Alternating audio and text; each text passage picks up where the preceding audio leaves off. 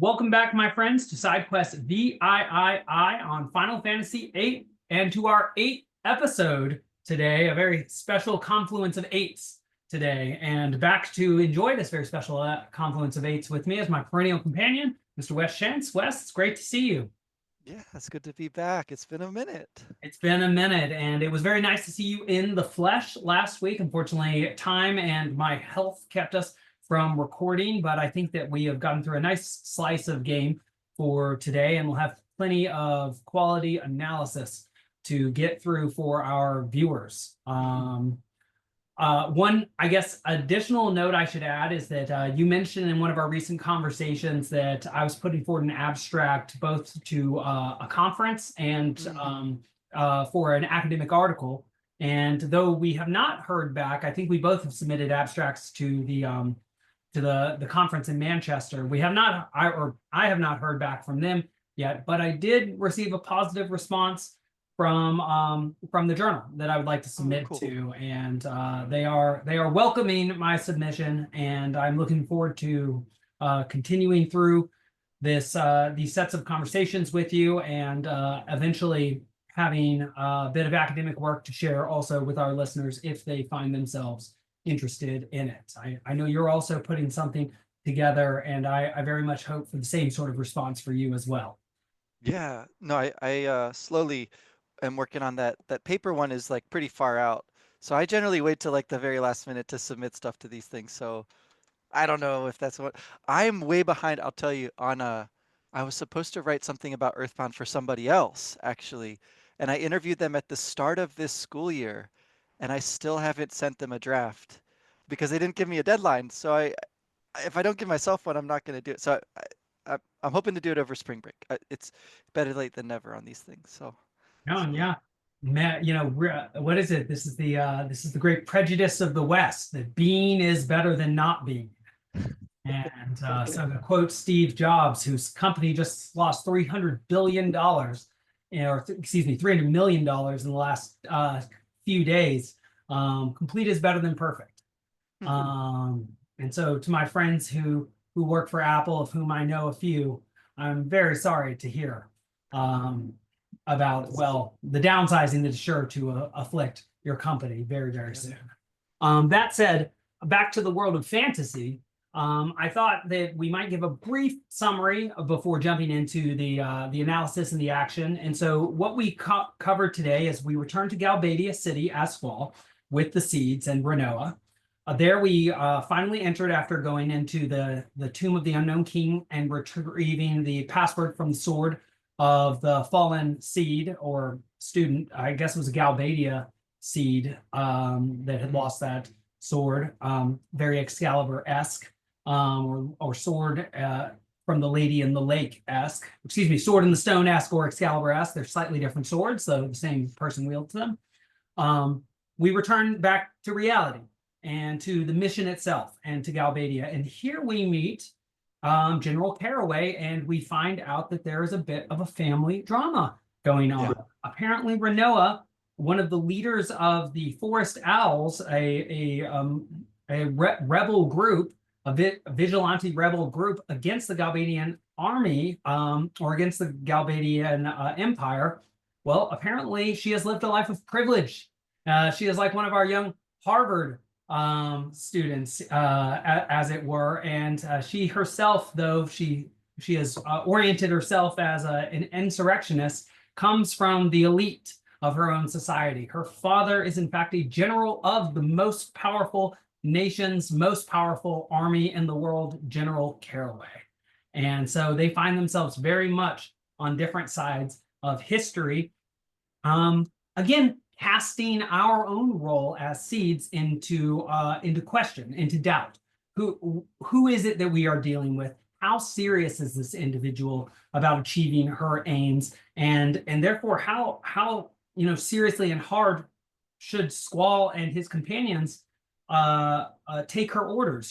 Should they be risking their lives for somebody who has lived something of a coddled existence, not received the same military training, and perhaps does not understand what it means to send people on dangerous missions that may cost them their lives? And so again, we find ourselves near the beginning of our careers, doubting something about the principles of our existence and the nature of our business. But I should continue on. So we meet General Caraway. We develop a plan that we're going to split into two parties. Squall and Irving Phineas are going to acquire a sniper rifle and are going to go to a high place on the presidential palace, while Quistis, Zell, and Selfie operate gates at the Arc de Triomphe looking gate that Edea, whose name we learn in this in this segment, while going on a large parade procession, gets trapped in this arc so that Irving has a shot. And this is something that is done both with at the orders of Renoa, but also with the permission of General Caraway. So one wonders exactly his what what his role is within the army right now. Yeah. That said, we learn as we're going through that Edea is not so much just an advisor or a powerful liaison, or sorry, powerful resource of the Galbadian army, but in fact is going to take over both Galbadia, or rather Galbadia, the Galbadian government, and the use of the Galbadian garden. And she shows this to us by striking down the president of Galbadia very publicly, and then very much disparaging the people of Galbadia as they cheer her on in her demagogic fashion. Apparently, she has been something like a witch in the woods and is now being welcomed by those who once themselves disparaged her. The plan goes off, though with hitches, Quistis herself abandoning her post in a very unprofessional way in order to apologize to Renoa. But then she finds her way back to where she needs to be with her team. And Irving, though he experiences a Don Quixote-esque moment of crisis, not knowing who he truly is and placing bravado over bravery, does take his shot. And his shot is true, but Edea's magic is too strong. And then we find Squall having to fight her ostensibly himself, but it turns out he's got to fight Seifer, his Cain to his Abel or Abel to his Cain, hard to say at this moment. Maybe Minotaur to his Sacred, also hard to say at this moment. And Seifer is very much vitiated, weak, and really just used to be drawn from stronger magic like Cura and Fire. It's good to see that he has resistance to fire and still casting fire magic at us, like the opening CGI. And then we have a crack at Edea, but now with our full team again, which again, one of the big moments in the game is followed by ice being thrown at Squall, piercing through Squall, and Squall falling down as Renoa yells after him. And then we move on to disc 2 and are back to a segment with Laguna. Yeah. Yeah. It's pretty abrupt. Not exactly how you might be expecting this to go after the elaborate sort of setup to this moment. Things start to go wrong, like you said, and then the conclusion of it, you might have noticed, like they never explain what the plan is afterward, right? Like, so assuming that we do take out the sorceress, then what? We don't know what Caraway's ultimate goal is here, or whether he's in charge or whether he's acting on someone else's behalf. We don't know about Garden's role in all of this, and where our loyalties ultimately lie. If we're helping Renoa and she's fighting with her dad, then is there a conflict there because we've got to follow orders from both of them, right? So there's a lot of problems with this whole section of the game, and it ends by cutting to something totally different. Right? We're going to have another Laguna dream sequence is what it looks like. So for me, at least, this was a major cliffhanger. Like you said, it's tough to stop playing at this point because you want to see what happens, what happened to Squall, what's going on with Laguna. We haven't seen him in a while, right? Last time we saw him, his friends were very injured. Are they okay? Did they survive? So we've got a lot of yeah, cliffhangers, like multiple cliffhangers happening here at once. Um, so, and this is also like a bigger chunk of game than we generally sit down to discuss here. So, yeah, I'm not sure exactly where you want to start with that, other than just like throwing out to you. Do you think this is a good plan? Like, it obviously goes really wrong, but was the plan ever a good one to begin with? Well, so I think that's a good question because we talked a little bit about how we may have been set up for failure in from the beginning. The fact that three new seeds are being sent out with an instructor recently reduced to the ranks, Quistis, and this being such a galling choice that Cypher himself leaves Garden in order to try and deal with the situation himself, which leads to his fall. Though this is very much a sort of hamartia, a tragic flaw of his in general, his insubordination. But Mhm. right, like you said, what is the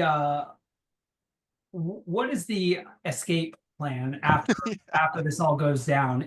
Are we just going to be left as the scapegoats um, for what will look like a clear assassination attempt against a major figure in a different in a different nation and the most powerful nation? Though I'll add that she had clearly very much harmed the president of this nation, further complicating, I think, the political and legal situation that Squall and his cohort find themselves in. I would also say that something about this particular plan is that not only does it, in a very typical Final Fantasy VIII way, not give us all the information necessary in order to show us or orient us within the world, so that we know exactly who it is that we're working with and what we're working against. Um, sort of I would say the dimensions of the world expand through this experience. There are apparently witches who have a magic even more powerful than the magic that we are capable of wielding through guardian forces. That we are not capable of stopping sniper rifle bullets, and my understanding, at least from the nature of this mission, is that if any of us, even with our guardian forces, were to be shot by a sniper's bullet, that would be game over. That would be death. But this Edea figure, who we witness transform, right? She has this interesting mask on affixed to her Yeah. conch shell, and this very legendary, epic long hair that acts as something of a force field when Renoa tries to approach her with the Modine Bank, which is itself a magical object that does not seem up to snuff when it comes to Edea's magic.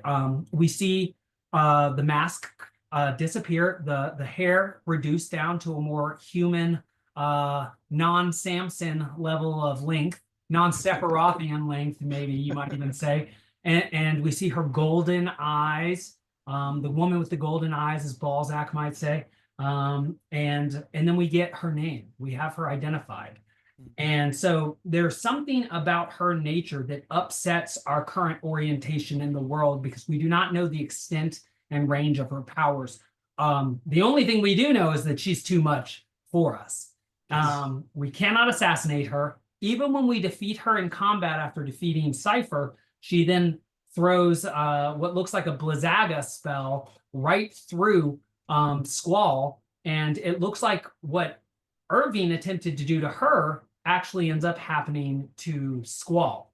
And Yes. so I like you said, this is a major cliffhanger, and a cliffhanger not only because we don't know what has happened to Squall, but we don't know how strong this new antagonist is and whether we will ever be strong enough to deal with her. In some ways, this moment reminds me about the Midgar Zolom Oh uh, yeah. of Final Fantasy VII, or even when the young Cloud, though it was actually Zack, fights alongside Sephiroth, and you're doing like 50 damage to this dragon enemy, and he does something like 3,000 damage, and he's like what 6 times stronger than you are at this point, and one just wonders how will I ever be strong enough to defeat this antagonist? Yeah. and and and this is really one of those moments.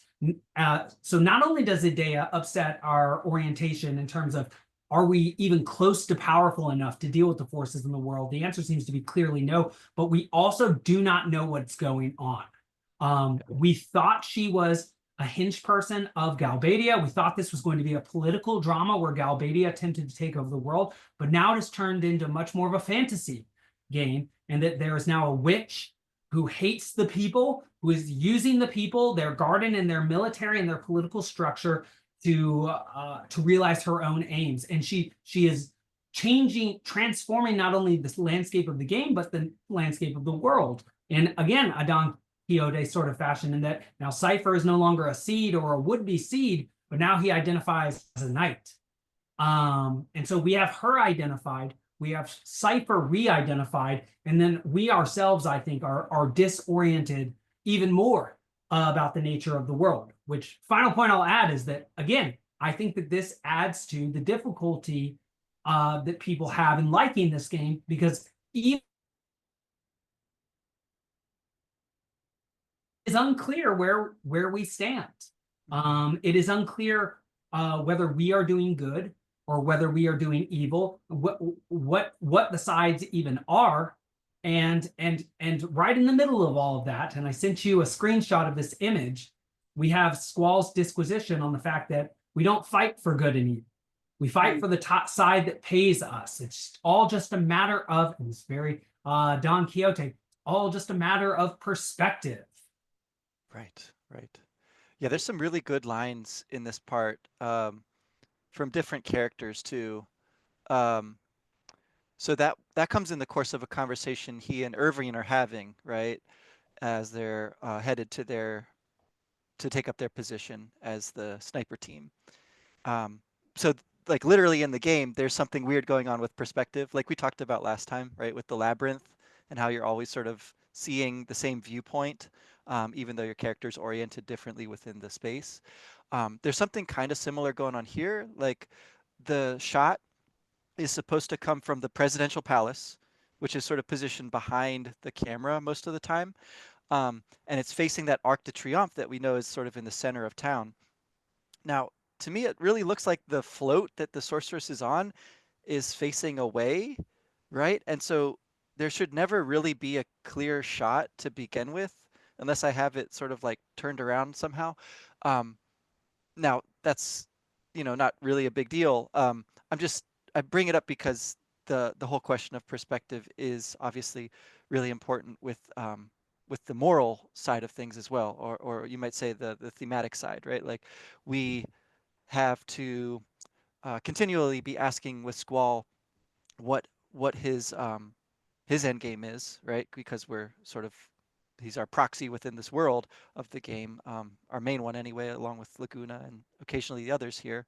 Um, and he seems to be very dedicated to completing the mission, whatever the mission happens to be. Um, he volunteers to lead, right? He volunteers to be the one who, when things break down, will take sort of a melee approach, right? Just go in and take out the sorceress if he can. Um, it does seem really clear that that is not going to work. He seems to know that what he's doing is a suicide mission there, and he seems to be okay with that. Um, he, like you said, he trounces his one-time rival in that battle.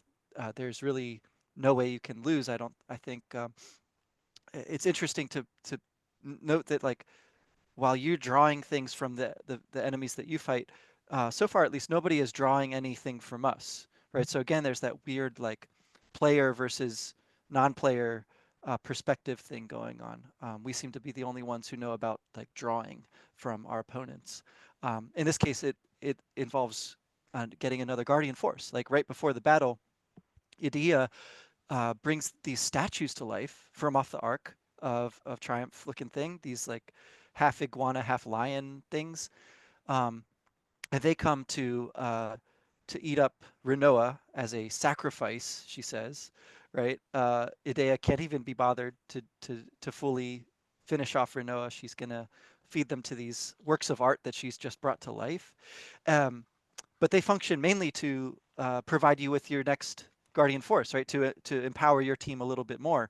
As far behind as you are, if this keeps up, you will eventually catch up to her, right? Because junctioning with these guardian forces has like a multiplicative effect on your power.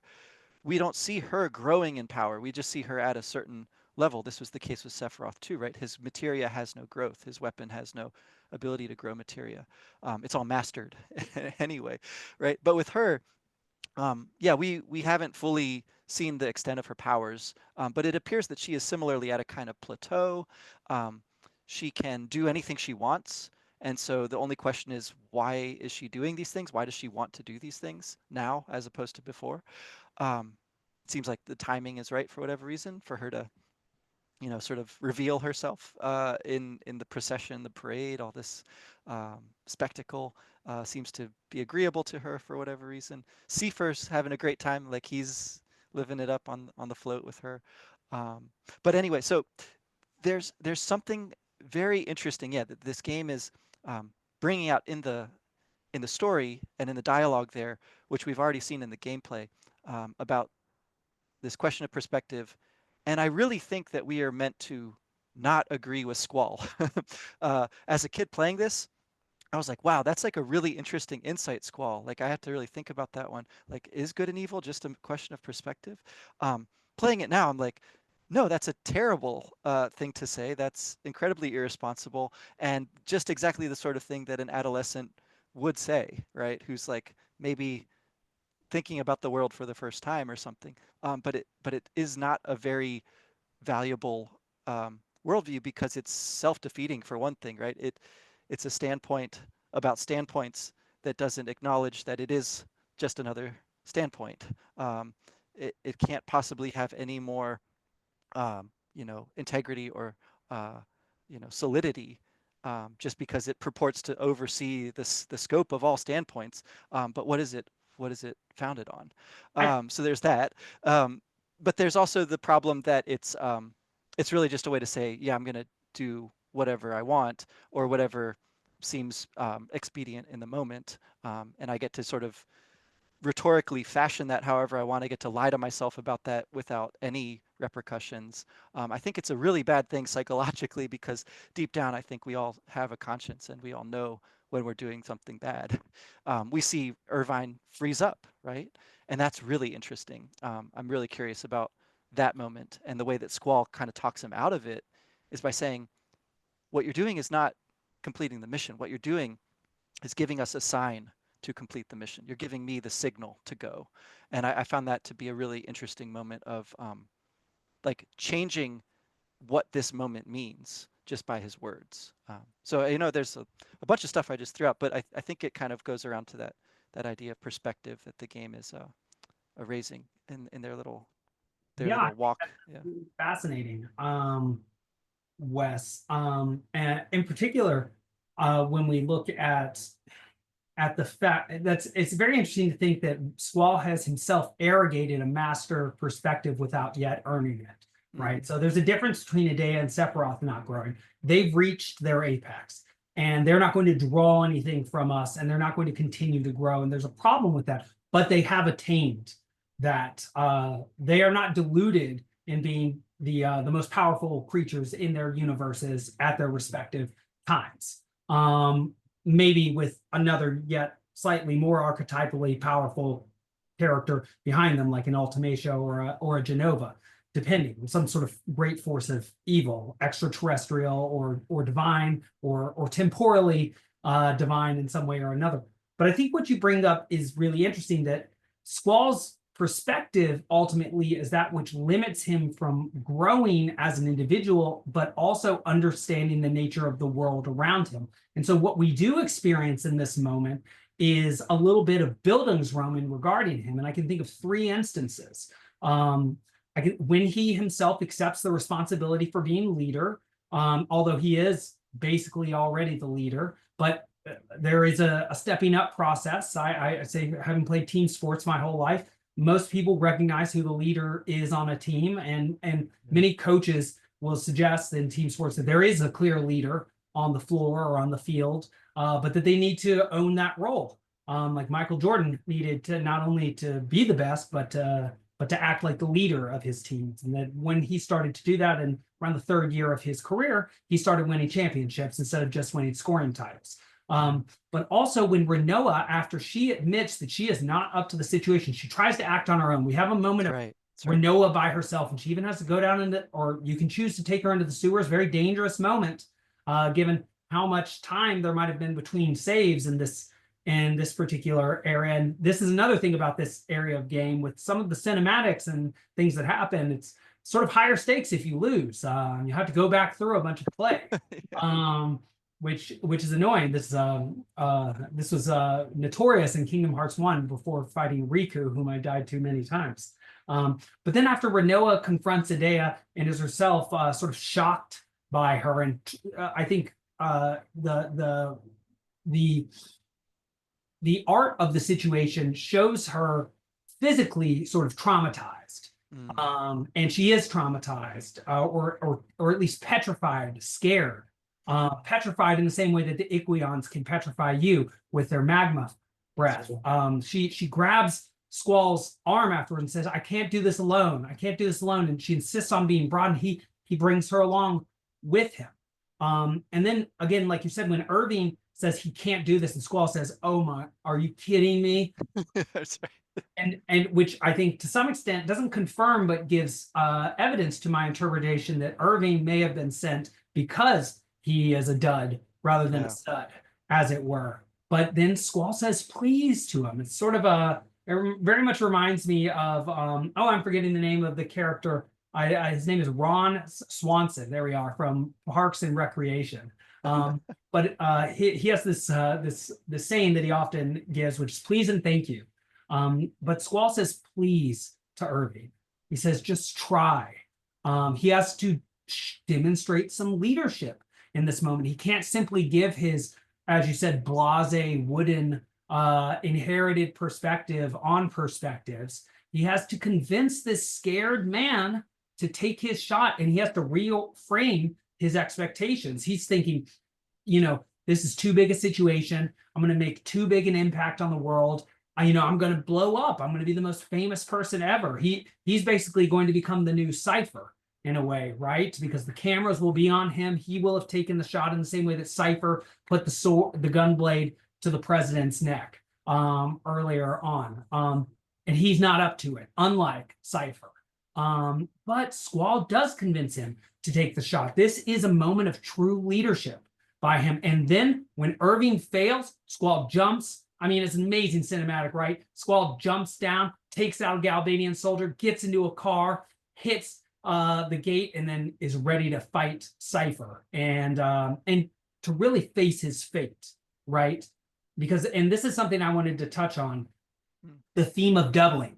We talked a lot about this last time when we talked about the sort of mythical, legendary tangent that we went on and going to the tomb of the unknown king, facing a labyrinth, seeing minotaurs, finding a sword that helped us to move to the next area, and then we returned to reality, and we talked about the ways in which Minotaur and Sacred may themselves be an archetypal doubling pair of Squall and Cypher, in the same way that a compensating dream might show images of connection or of unity during a moment of chaos or discord in one's own life. And this is, again, I don't think justified, or rather validated, but is emphasized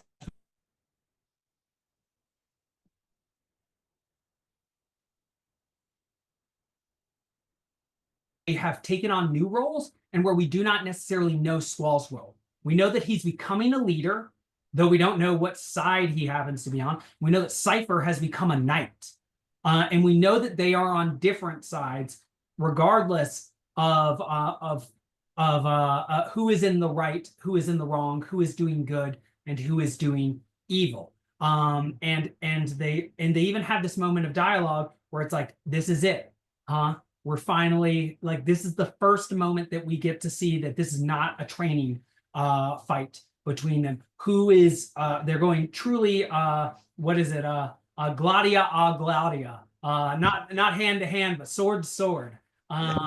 and and so Cain is finally pitted against Abel, Achilles against Patroclus, as it were, Achilles against Hector in some ways, when Hector's wearing his own armor, or Achilles' armor. I just wanted to add to this doubling instance before I give it back over to you. So we talked about the brothers.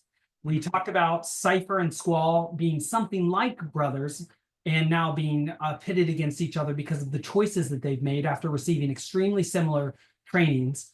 But there's also the doubling of Edea and Renoa as well, Yes, yes. which we will get a lot of evidence about in the future. But Renoa does confront Edea here, and does attempt to do some good. And there is some relationship between the two of them established, particularly when Renoa stands behind Edea as she gives her speech, though she is sort of out of it and seemingly unconscious and perhaps even hypnotized by this powerful magic that we do not yet know the scope of, that Edea wields. And then I guess I would also just mention the dual Galbadias that we saw earlier. We've seen Galbadia through Laguna's eyes. Now we've seen Galbadia through Squall's eyes. And so not only are we being disoriented by the circle of the fabric of the game moving on us so that we can't get it pinpointed, but there's a strange doubling theme, which itself shows sort of a myopsis when it comes to trying to establish a singular perspective. Insofar as there are these parallels, are we supposed to orient ourselves by understanding the nature of the parallels themselves, or the relationship between those parallel characters like Cypher and Squall and the larger world in which they occupy? That's interesting. Yeah, the problem that Irvine is raising, right, is a genuine problem, like not knowing whether you're on the right side in a conflict. And Squall's kind of ruminations about it are maybe a starting point, because it's at least not just saying, of course we're right, of course they're wrong, just stop thinking about it, just take the shot, right? He clearly is capable of like reflecting and wondering, and yet still acting, right? Not being petrified. So I'm not saying that he's like without at least a little bit of he's on the right track, I guess, is what I'm saying. But I think he's not arrived at a very good place with his line of thinking here, and it totally goes back to his inability to connect with other people, his inability to see things from their you know their lived experience, their perspective in that sense, not just in this abstract way of like, of course there are different perspectives, but like, what is that perspective? How did they arrive at it? Why do they have the value system that they have? And why are they willing to do things, and do the things that they're doing with the consequences that they have, right? So like, for instance here, he is way too little interested in finding out what the nature of Caraway's motivation is, right? He just takes the money, that takes the contract, whatever it is, and goes with it. He is way too little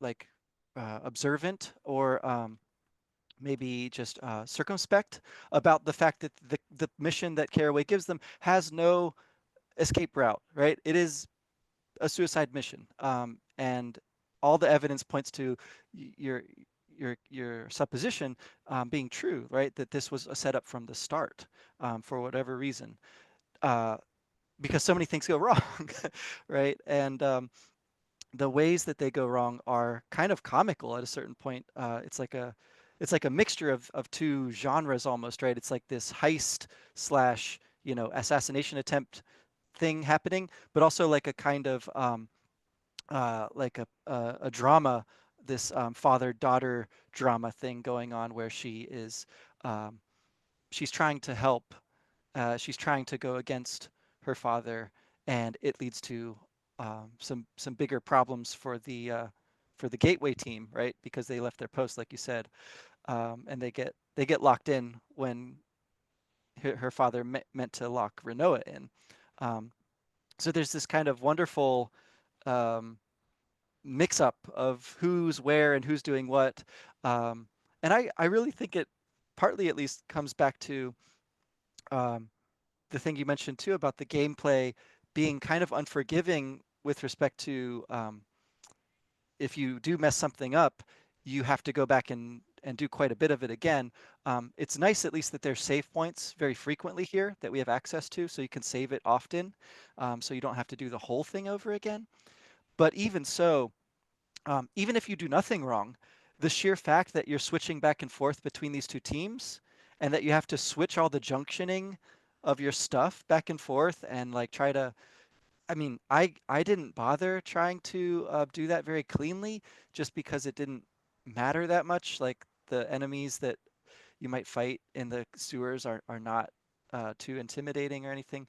Um, you only are really facing a difficult opponent a couple of times, and it's with the same team that you're doing that. So uh, that element of the perspective switching and the doubling is on the gameplay level like quite tedious and quite annoying, um, but again on the thematic level kind of cool, right? Like you're somehow getting to see not just Squall's team and Quistis's team, but also Renoa's whole infiltration that she attempts with this doodad that is sort of appears out of nowhere, right? This bangle, the Odine bangle, right? Which is a cool name. It sort of alludes to Odin, right? Maybe we'll see Odin later in the game. Who knows, right? But anyway, it's like this thing that's supposed to limit the power of the sorceress. Of course, it apparently has no effect on her at all. It's just a really poorly thought out thing. It almost seems like Renoa just wants to get close to the sorceress, doesn't it? Right? Like she has some sort of deep-seated attraction or fascination with this person, not unlike Seifer, perhaps. Um, so it's also mentioned, right, that Squall is going to potentially kill Seifer, and he sort of says this maybe to see what Renoa thinks of that, and she's pretty non-committal. Like it's unclear, uh, whether she really cares that much at this point. After that whole other, scene that we watched back in Galbadia Garden. Um, so we have an interesting kind of switch in her character where it's suddenly revealed that she has this conflict with her father, and that is way more salient here, and her fascination with the sorceress, right, than is her attempting to like rescue Seifer or something. She has zero interest in that apparently. Um, she um, is supposed to be locked in this room. And of course, it turns out that the room does have an underground connection through the sewers to the place where the Gateway team needed to be all along. So it would have been really easy for Caraway to say, hey, there is an escape route. It's through the sewers. It connects between my house and that place. He does not say that. As far as we know, he might not even be aware of it, right? If it's an ancestral home, maybe he doesn't even like this goes back to the rootlessness thing, right? Like maybe he is not even aware of what's underneath his house. He's pretty cavalier about locking his daughter in, right? He sets this timer. She can easily escape because she knows it's about to lock, and the other team can run in the time it takes for the lock to actually, it's kind of ridiculous. And that gets back to that hatch, right? Surely one of the dumbest things in the game so far is how the hatch that we need to find is explained but not pointed out in any way. Like it's mentioned and we see the screenshot of it, and then we are left to sort of fend for ourselves once we actually get there. Um, I don't know that I would have found it without a guide, because I was like you wondering, okay, now do I climb down? Like where is that clock tower that I heard about? Like so you got to go down to go up, in classic Dante style here. um, Yes. it's funny. Yeah, no, I myself found, yeah, finding the sniper rifle almost led me to quit this particular, as well as learning the mechanic of jumping on the water wheels in the sewer. But I like the point that you make, very sort of depth psychology, in the same way that we've seen the sort of depth psychology notion of compensation through going through this legendary labyrinth prior to then going through these questions. We then see the connection between this new city and the feces below it, the sewer that lurks beneath it, the sewer beneath this opulent, Paris, New York City, huge, a huge sort of Mardi Gras, New Orleans-esque celebration on the top side, but then these insurrectionist, paramilitary individuals moving through the bottom or through this sewer aspect. And to your point, we also find that several of the individuals, though professional seeds, are not up to the task. Irving, bravado over bravery, not ready to take the shot. He has the skill necessary, but he doesn't have the experience or the personality, as it were. He does not seem like a sniper, and he does not have the goods in the moment. Quistis, she's supposed to be the most mature person on the team, is the oldest person on the team, has been an instructor, and then she wants to leave her post in the middle of a combat mission that has where Squall, whom she claims to love or have been in love with, could easily die and needs her. Yeah. She abandons to apologize to Renoa and then gets trapped in this mansion. That's the sort of decision that kept Cypher from becoming a seed in the first place. That's a court martial waiting to happen. That's a big mistake on her part. And then Renoa taking the Odin bangle. And I think we'll later find out that there is some sort of Dr. Odin, perhaps from S-Star. And again, this is one of those hints that there's more to the world than we know. Even though it seems like there's no way this is going to work. And there was no way it was going to work, as it turns out, given what happened. Renoa is also showing the limitations of her own orientation within the world, but showing that she's got the sort of right stuff, but also that she is not up to the task. So Irving cannot assassinate Edea. Renoa cannot get close to Edea. Squall cannot defeat Edea, even with his team. So to the point we were discussing earlier about becoming even more disoriented in this world that is transforming around us and is obviously much larger and involves characters far more powerful than we could even conceive, we see that we are far weaker than Cypher was right to think that we were not up to the task, given our abilities and our expectations and our knowledge at the time that we began this mission. And I think this is something important about Final Fantasy that it teaches us that is very different from, say, we're both teachers. What the generation we are currently teaching learns versus what, say, our millennial generation learned, which is you're not up to the task. You do not start up to the task. You might have the right mindset, but the idea that you start with skills, knowledge, and ability necessary to take on the true Leviathans in the world is absolute nonsense. You need teachers, you need training experience,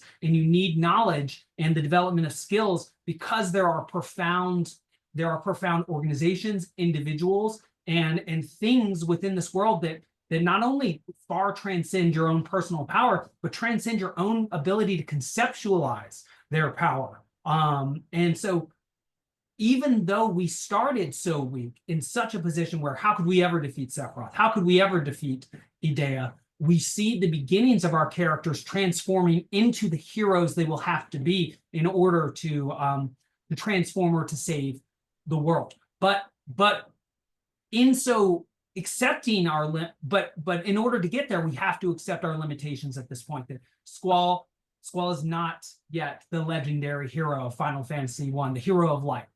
He is not up to that. He cannot even defeat a witch who uses, not even that powerful of a spell on him, Blizzara or Blizzaga. That will ultimately not be anywhere close to the level of magic that we will see in this universe. And so I think we are, and this is perhaps something people dislike again about this game, we are humbled. In the same way that Squall is humbled, Irving is humbled, Quistis is humbled, Renoa is humbled. We are, and even the president of Galbadia is very much humbled and humiliated, even, same etymology. We are humbled. We've come so far just to realize we have so much farther to go. last little point I would affix to this is I forgot to mention that the Iguions are obviously also a doubling, but an interesting doubling, and where the antagonist gives us the power to defeat her through her own actions, right? Yes. She is the one that animates these Iguions, but from them, you said, we draw the source of our ability to defeat her, which is Carbuncle, a GF that focuses on defense, casts Reflect on all three of our figures, where if we summon him as a guardian force, truly a guardian force in this instance, against her, instead of her using her powerful magic against us, she will focus on dispelling what Carbuncle has done to us. So she effectively creates the conditions for us to be shielded against her own magic by uh, animating these figures in the first place. Had she not created this obstacle for us to get by, it would be much more difficult to get by the obstacle which she presents when we have to fight against her. That's a really good way of stating it. Yeah, the fact that Carbuncle is this reflect spell, I think is pretty cool. And this is, I don't know, maybe going too far, but we see that a few different ways too, right? With the fact that she animates the art that comes down, goes to attack Renoa, but doesn't seem to be that intent on actually killing Renoa, because it is quite a while before we get there. So maybe Renoa's holding her own, maybe Angelo's helping, who knows, right? But anyway, so there's that element of it. She's sort of like, there again, there's this connection between art and the GF, right? It's like embedded within this thing that was a statue. Um, and as you pointed out, you can also draw from them the spell that creates statues, right? That turns other things, petrifies other things. So Mm. there's that. And then there's the weird thing about the way that you escape the room is by noticing something about the art on the wall, right? The painting of the woman holding the glass and sort of smiling in a kind of Renaissance, smile at you.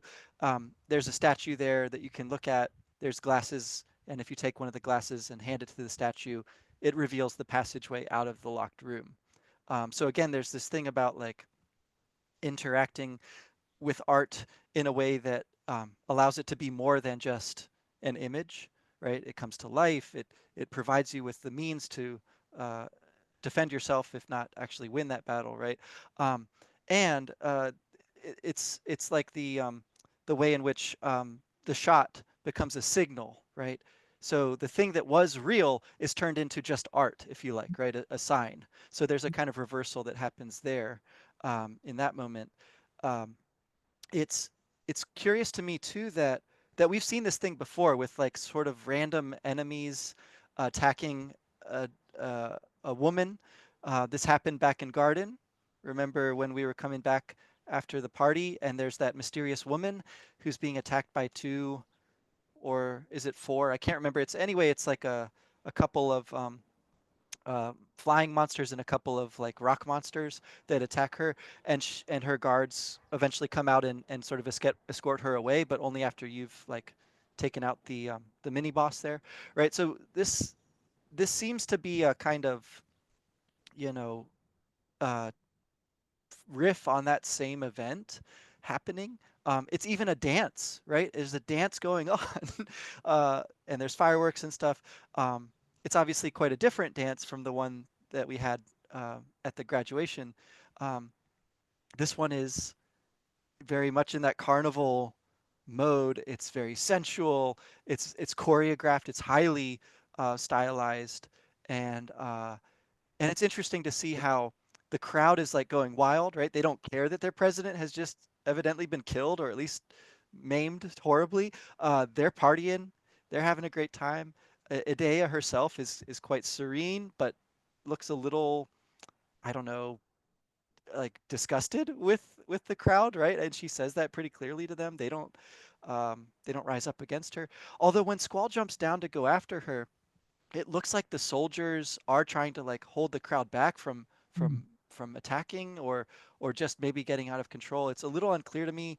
Are the soldiers trying to attack Edea because they've killed their president, um, or are they just holding the crowd back from a frenzy of like an orgy of a bacchanalian, ecstasy that's about to happen here. Like, I don't know what's going on there. It's very exciting, of course. Squall hops down, he gets in the car, he drives it, he kind of like drifts to a stop and jumps through the gateway. She's not trapped. She could walk through the gateway too. It's just, I And don't know. Saul There's so many things about this. It's just seen like, her go through a wall, right? it's absurd. It's absurd. Of course, yeah, she has like the power over time and space. So what are we doing here? I don't know. So I don't know if the carnival thing is interesting, though. I mean, there's some really good literary theory about the spirit of carnival in the works of Dostoevsky, especially, but drawn from like Rabelais and earlier, even back to like this whole idea of like the Apollonian, the Dionysian that we see in Greek art, right? That Nietzsche sort of talks about as well. It comes out of Bakhtin, though. The Russian theorist Bakhtin has some really interesting stuff. And so this instance of carnival, like in a literal way, is just kind of making me think about that again here too. The the ways that this game demonstrates with kind of literal imagery and its dialogue things that are already there thematically, and just sort of like points them out to you and says, here's this.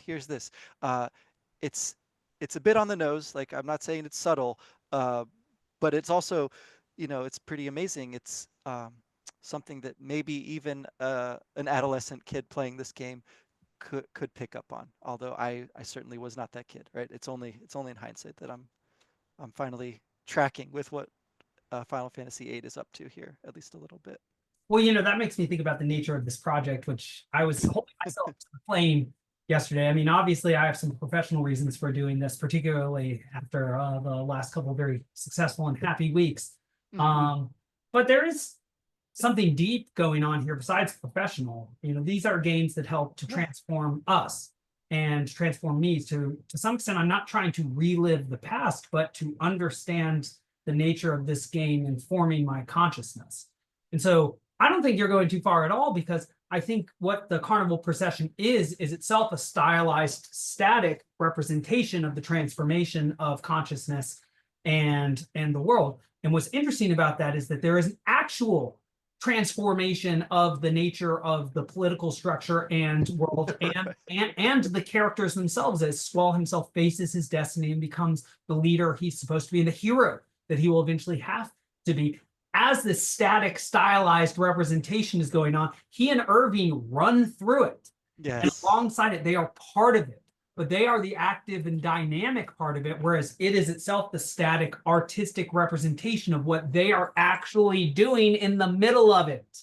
And so when you say it's on the nose, that's right. It's like there being a representation of a race while a race occurs through the representation of it. And so, right, there's, like we said with the Iguion, like we said with the statue with the cup, there is art sort of representing art here. There is or that's not the right expression to use, but there is the representation alongside the actualization all at once. And so there are transforming forces and choices that will lead to transformation occurring while this stylized, already chosen, already developed, already set in stone dance is occurring. And so even though it is a representation of change, the dance itself, right, like you said, is choreographed and is going to go along the route it is already preordained to go around, and is going to feature the steps that it is supposed to feature. And so, to your point, there's a massive juxtaposition compared to the dance of our plan, which goes totally wrong, right?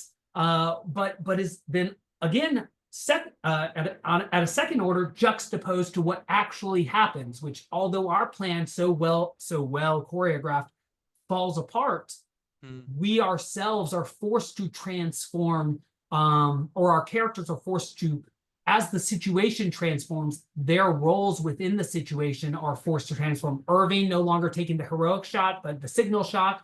Quistis going from, say, leader and mature character to sort of immature apologist, to then sleuth having to figure out how to get back. And then Squall going from this sort of wooden, not very good or thoughtful leader to finally having these thoughts that are put to him over and over again by Renoa, by Irving, by the situation itself, by Seifer's role in things. He's now questioning. He even mentions in his head. He doesn't mention this to Irving, but while Irving's asking him questions, Irving says, how much are we supposed to question the orders we're given, especially if we doubt them? And Squall thinks to himself, that's something I wonder myself increasingly. Again, when he meets Caraway, further altering the situation, he wonders. He tries to make it clear to Caraway. He's like, well, we're following Renoa, and there's this interesting sort of machismo moment where you can see what may come in the future, a little bit of foreshadowing. But Caraway says, Squall says, if it comes down to it, you won't stand in our way. And Caraway, in a very fatherly way, father of a daughter way, says, and if I do? And then Squall stands right up to him. So much does he stand up to him that his men, including Quistis and Selphie, stand up, literally stand up. That's right. Attention, and he says, we'll act accordingly. We're seeds, and they stand up at attention, ready to do. And that's a powerful moment for me. He shows his integrity in that moment, which is, I think, what his original static perception of leadership or the way things are is supposed to be a substitute for. So I totally agree that there is a fantastic relationship between that which is choreographed and that which goes wrong, and the fact that the choreographed procession is itself a symbol of transformation that reflects the actual transformations happening in the political and personal arena within the game, and also features Squall and Irving trying to transform the sort of, not the nature of the world at this point, but the political dynamics of the world by assassinating Edea and themselves running through the procession as it goes on. And that interplay, like the interplay we said between the ostensible notions of good and evil, sorceress and night on one hand, or forces of darkness versus forces of light, versus the far more complicated questions of morality that we're confronting. I think that's something that's also touched on here, that if we do try to get a little bit closer to simplistic notions of good and evil, this game is going to fight against us. Even if we've started to get comfortable with our role, we are again upset and disoriented. It does seem like we're fighting against something that is evil in some way or another, but we are farther away, it seems, after this interaction from putting our finger on the button and really understanding where we stand, because we don't even understand where the antagonist stands. And if Seifer is a knight, and this is a sorceress who was downtrodden by these Galbadians, who are the most powerful nation in the world and have subjected various other, at least cities and perhaps other states, at least by dint of names, they have the fairy tale. Witch is perhaps fairy tale bad, but knight is fairy tale good.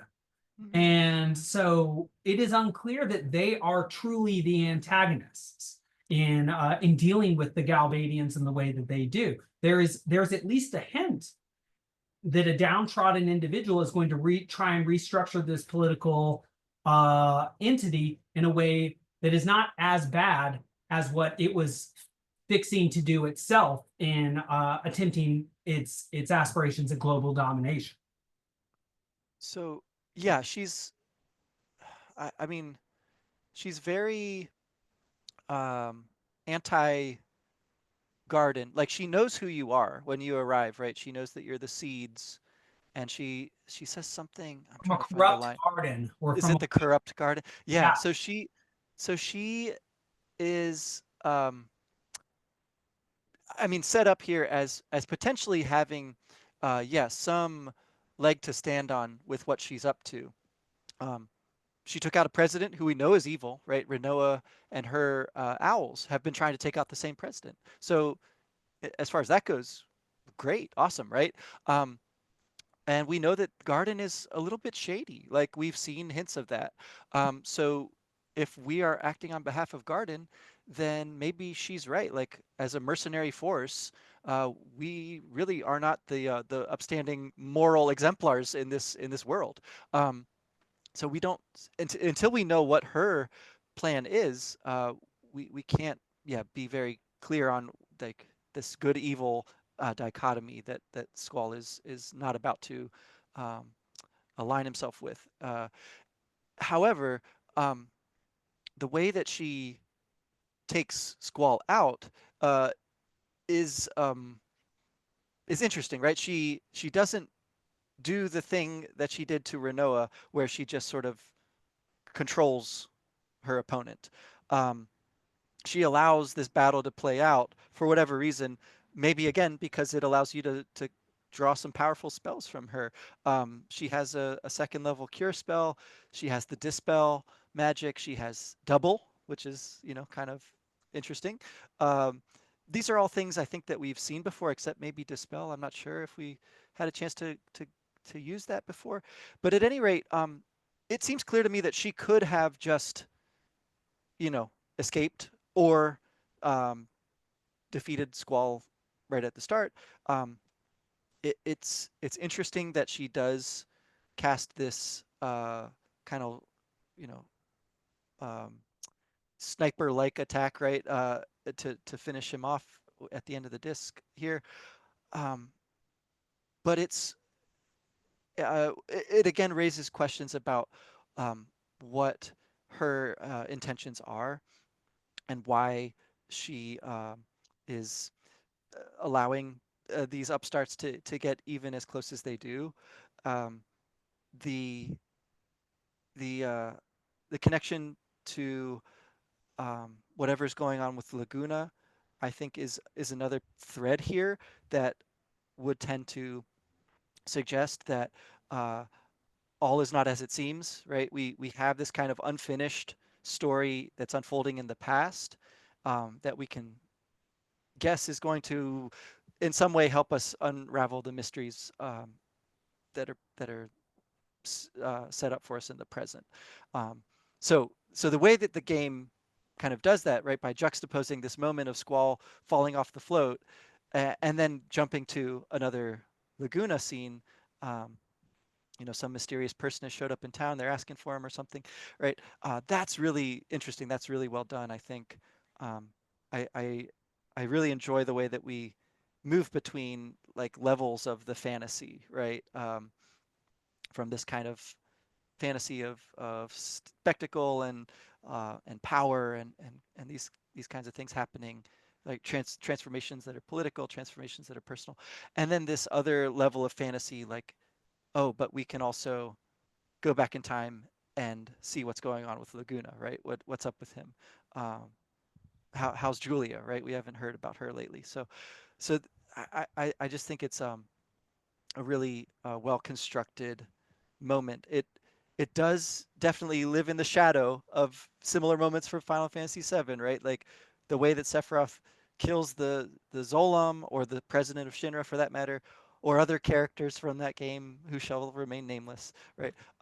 This is not quite as iconic as that, but it's pretty good. It's pretty cool.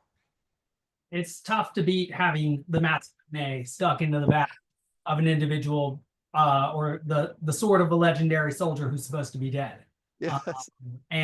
But to your point about being disoriented, at the end of the disc, Squall is hit by this sniper ice magic, and then we wake up. No, we don't.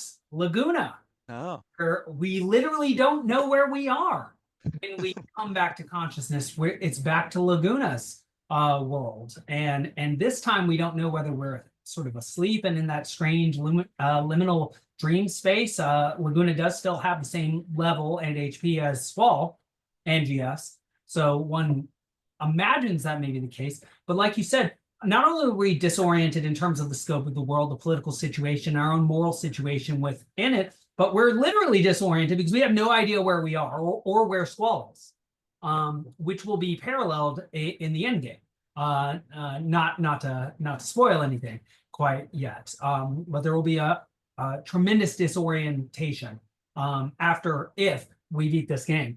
Um, We're going to. We One got to. last thing I wanted to mention before we move on to back to our orienteering project here is that we finally get in the game the song that was sung by the same choral unit that sung the Sephiroth song "One We Get Angel," "Procession of the Witches." The song that we heard in the opening cinematic with those 4 words, Vithos, Lusec, Vicos, Vinosec, in the sort of pseudo Latin, we that starts to play during this actual procession that's going on during the course of the game. And so we are cued by the music by Nobuo Uematsu that this is a pivotal moment.